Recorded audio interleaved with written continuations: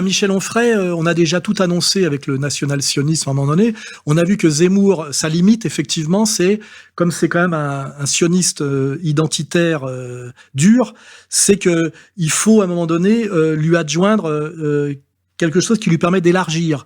Et alors on voit bien que cette droite identitaire aujourd'hui peut s'élargir grâce à la, on va dire, l'addition de ce qu'on pourrait appeler une gauche républicaine. Onfray, qui vient, je rappelle, de la gauche libertaire, mais de la gauche libertaire, ce qu'il appelle Nietzschéen de gauche, c'est-à-dire c'est du n'importe quoi. C'était en fait, ce qu'on appelait le libéralisme libertaire, c'était du boboïsme. Parachever mai 68, c'est un de vos chapitres. Qu'est-ce que c'est que parachever mai 68 ? C'est achever, pas au sens où on achève une bête malade, je dirais, mais oui, parachever, c'est-à-dire considérer que mai 68 a été l'occasion dans l'histoire de France, depuis, je dirais, la Révolution française jusqu'à aujourd'hui, en passant par les journées de 1830, 1848, la Commune et autres, le Front populaire, je dirais, d'une certaine manière aussi, ça a été l'occasion de faire avancer un certain nombre d'idéaux essentiels, le fait que les femmes puissent accéder plus simplement au divorce ou à l'avortement. Je trouvais que c'était évidemment des progrès et que des progrès comme cela sont encore possibles. D'un seul coup, il se découvre néo-chevènementiste, c'est-à-dire gauche républicaine, avec un tropisme très Troisième République. Je pense que justement s'adresser au peuple, c'est une façon d'être résistant en disant que les tribus ne peuvent pas faire la loi. Si le peuple se constitue, c'est parce qu'il a une conscience de soi, et cette conscience de soi, elle permet de dépasser les tribus. Si maintenant on revient à la tribu, je sais pas quoi, homosexuel, blanc, jaune, corse, juif, musulman, ou enfin les tribus diverses et multiples, ça ne présente aucun intérêt parce qu'on est dans une logique contre-révolutionnaire. La révolution, elle s'est faite, la révolution française, j'entends, elle s'est faite à partir d'un citoyen, qui était d'ailleurs une citoyenne, et ce citoyen, on voulait pas savoir s'il était blanc ou jaune, catholique ou protestant, ça ne présentait aucun intérêt de savoir ces choses-là. Et qu'on voit bien que si aujourd'hui, il fait des papouilles à Zemmour, mais comme d'ailleurs, c'est vraiment un plouc, lui, c'est des gros sabots. Je crois qu'il est d'origine paysanne, ça se voit, et il est lourd, quoi, lourd. Les civilisations qui ne se préservent pas disparaissent. J'ouvre juste une parenthèse pour dire que la civilisation juive dure parce qu'elle se protège. Et il y a des leçons à prendre sur la civilisation juive. C'est une civilisation qui dispose d'une langue, qui enseigne sa langue, qui fait savoir que il faut adhérer à un projet et que si on adhère à ce projet, alors on peut faire une nation, on peut faire un peuple, on peut constituer une identité qui n'a pas honte de dire effectivement que tout ce qui menace son identité doit être combattu par les mots, par le verbe, et puis après par la force éventuellement. Il fait des bisous partout à Zemmour, et puis surtout, il va sur I24, d'un seul coup, Israël est mon modèle, Zemmour est mon pote, et moi, j'incarne soi-disant la gauche. Alors le mec, il essaie d'amener l'électorat, on va dire, de Mélenchon à un vote que l'État profond essaye de promouvoir. Ils n'ont pas encore le champion, mais ils essaient déjà de créer l'électorat. Comme d'ailleurs, n'oublie pas qu'ils ont fabriqué Macron en 3 mois, ils sont en train de nous en fabriquer un là. Il sera pas issu de la vieille garde politique. Alors ce qui est marrant, effectivement, je crois que Youssef de chez nous l'a déjà dit, ils sont en train de faire en fait ce que j'avais préconisé moi honnêtement, en disant que Marine devrait se rapprocher de Mélenchon, vous rappelez-vous, souverainiste de droite, souverainiste de gauche, droite des valeurs, gauche du travail, que ça aurait été ça le salut de la France. Parce que si Mélenchon, en allant jusqu'au bout de ses analyses politico-économiques, avait dit « je dois bien admettre qu'il y a une convergence entre la ligne politico-économique de Marine et la mienne », ça changeait tout. Je veux dire, Marine était élue. Marine est out, bon, parce qu'elle est nulle, parce qu'elle s'est sionisée à mort et parce qu'elle est ruinée, voilà, donc elle est sortie du jeu, puis on a compris qu'elle n'avait pas le niveau.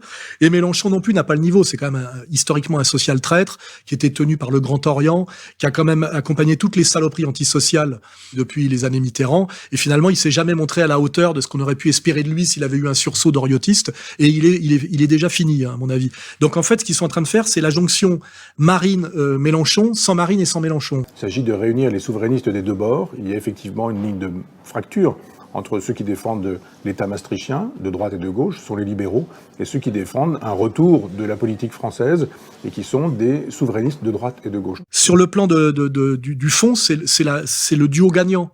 C'est le duo gagnant en termes d'addition d'électorat. C'est-à-dire, on va dire, une gauche républicaine et une droite souverainiste. Voilà, c'est le ticket gagnant pour le pouvoir. Alors après, on a Zemmour qui fait le boulot à droite, et je dirais Onfray qui fait le tapin à gauche, parce que autant c'est la ligne cohérente de Zemmour, il se bat pour lui-même. J'ai déjà expliqué qui il était. D'ailleurs, je crois qu'on prépare plus ou moins un bouquin qui s'appelle Comprendre Zemmour. On l'annonce déjà, qui va expliquer bien ce que c'est que Zemmour. Mais au moins, Zemmour est cohérent, c'est ça que je veux dire. Alors que Onfray, là, il fait le tapin. Il vient de la gauche libertaire, et puis là, il passe maintenant au sionisme dur et à ce qu'il appelle, lui, le souverainisme, et qui est souverainisme très très droitisé. Je ne sais pas d'ailleurs qui va réussir à emmener avec lui. Quand on dit Onfray il est passé de la gauche à la droite, je dis juste, moi je suis juste resté à une gauche à laquelle vous êtes infidèle. C'est-à-dire que moi quand j'ai voté Mitterrand en 81, je votais parce qu'effectivement j'étais antiraciste, parce qu'effectivement j'étais contre l'antisémitisme, etc., etc. Et aujourd'hui on se dit très exactement l'inverse. On a le droit aujourd'hui d'être raciste, d'être homophobe, d'être sexiste, d'être antisémite, pourvu que ce soit à gauche. Si à gauche, on dit effectivement qu'il faut en finir avec l'État d'Israël, si on est antisioniste, on a le droit effectivement d'y aller en disant les Juifs, le capital, les États-Unis, etc. Là, on a le droit, on n'a pas de problème. Je ne sais pas ce qu'on lui a promis pour qu'il bascule comme ça. Je ne sais pas quel compte il règle. Hein. C'est assez mystérieux, mais je pense que c'est un peu lourdingue. Je suis pas sûr que ça marche. En tout cas, il sert aujourd'hui de force d'appoint de gauche à Zemmour, qui effectivement a bien réussi à rassembler à droite, notamment d'ailleurs à un moment donné avec l'aide je rappelle, de notre ex-camarade Vincent Lapierre, qui a fait la pute comme à chaque fois, comme il faut quand il faut, mais qu'effectivement la limite de Zemmour, il peut faire le plein à droite, c'est à gauche que ça passe pas du tout. Même dans sa communauté d'ailleurs, vous avez remarqué, qui sont attachés quand même, qui préfèrent être alliés à l'immigré stupide qu'au facho qui est pas si con. Hein. C'est un peu ça le calcul que font les autres. Hein. Voilà. Et là, Onfray arrive pour amener. J'arrive avec mes bataillons de gauche. Je sais pas ce qui lui restera comme bataillon de gauche avec toutes les concessions de droite qu'il fait. Ça, c'est un peu le mystère. Mais il n'est pas tout seul, puisque je sais qu'il monte une revue. Il y a Stéphane Simon, que j'ai bien connu à l'époque où il travaillait pour Ardisson. Oui, j'ai connu Kebas. Je les connais tous. Hein. Je les ai tous vus ramer pendant 30 ans pour atteindre un certain statut. Bon, il n'y a rien à dire. C'est des producteurs, c'est des petits mecs qui gagnent bien leur vie et qui sont des professionnels du média. Et je vois le Stéphane Simon arriver là. C'est jamais bon signe. Hein. Ce genre de mecs n'ont jamais été des purs, des militants, des gens avec la moindre idée. Hein. C'est des professionnels. Voilà, on va dire. Hein.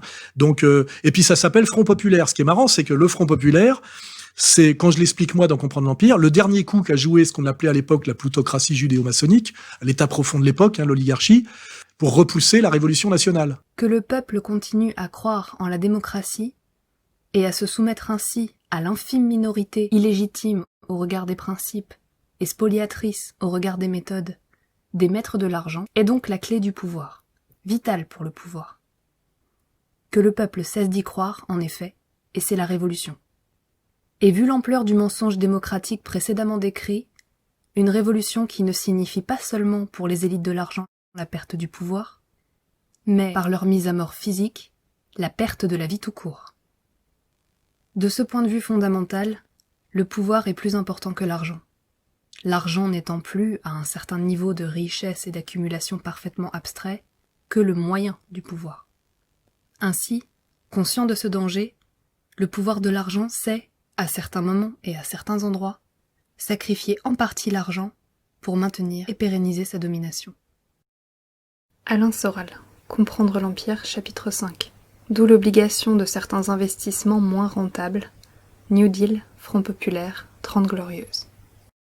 Vous avez 36 Front Populaire, Blum, 40 Pétain, Révolution nationale. Donc c'est pas par hasard que ça s'appelle Front Populaire. Hein. Bon, il y a France Insoumise, FI, Front Populaire. On voit bien qu'il va chercher le public de Mélenchon et qu'il amène finalement le public de Mélenchon là où Mélenchon a été incapable d'aller. Je rappelle que Mélenchon, encore hier, la seule chose qu'il a pu faire, c'est déclarer la guerre à la police en disant que la police était venue l'emmerder dans ses locaux. Le syndicat de police qui est capable de menacer des juges, comme l'a fait le syndicat Alliance, sans que ni la garde des Sceaux, ni le ministre de l'Intérieur ne disent rien, qui est capable d'assiéger un siège politique, en l'occurrence le mien, sans que personne ne dise rien.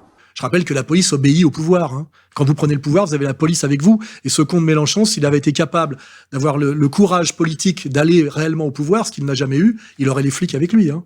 Il pourrait même me les envoyer sur le dos. Les flics n'ont aucun état d'âme. Hein. Ils obéissent à tous les pouvoirs. C'est ça qui est bien. C'est-à-dire que c'est une donnée constante. Vous prenez le pouvoir, vous avez les flics et l'armée avec vous. Hein. Voilà, point. Voilà. Donc là, Mélenchon, une fois de plus, a montré sa bassesse, ses limites, et même son côté un peu colérique, con, quoi. C'est-à-dire qu'il manque en vieillissant, il est de moins en moins politique. C'est qu'il s'est pas remis, finalement, d'avoir subi ce que subissent les gens comme moi et le Front National depuis toujours. C'est-à-dire qu'à un moment donné, de se faire réveiller le matin avec sa maîtresse dans le plumard et se faire emmerder sur ses comptes de campagne. Hein, c'est-à-dire que dès qu'il a eu une petite tentative d'oriotiste, il s'est pris dans la gueule exactement ce que se prend Marine Le Pen en permanence. Parce que Marine Le Pen n'est pas mon amie, mais elle se prend ça en permanence. Voilà ce qu'est le macronisme. Vous avez vu ? Chez moi, la perquise. Chez lui, rien. Les dénonciations de gens d'extrême droite. Et d'un pauvre petit président de commission des comptes de campagne, un failli qui a même pas fait son travail, doublé d'un pourri qui a pas réservé, qui a pas tenu son droit de réserve. Ça fait des mois que ça dure, que nous sommes persécutés. Ça s'appelle le combat politique. Donc il a pas tenu beaucoup, il a découvert ça, ça a pas duré longtemps, hein, voilà.